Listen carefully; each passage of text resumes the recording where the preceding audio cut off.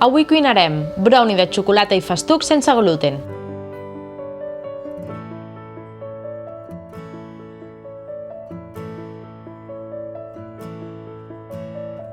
Preescalfem el forn a 180 graus.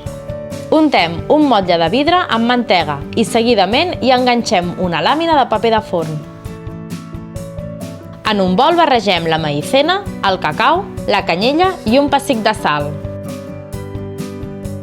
Reservem. Fonem la xocolata i la mantega al bany Maria.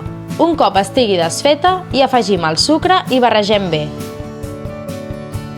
Afegim els ous batuts a la barreja de la xocolata i la mantega i barregem bé amb l'ajuda d'unes varetes.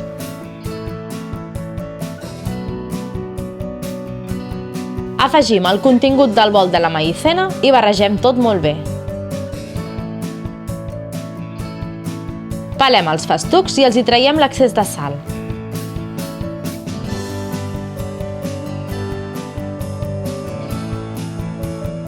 Afegim els festucs i barregem de nou. Afegim la massa al motlle de vidre i coem al forn durant 35-38 minuts.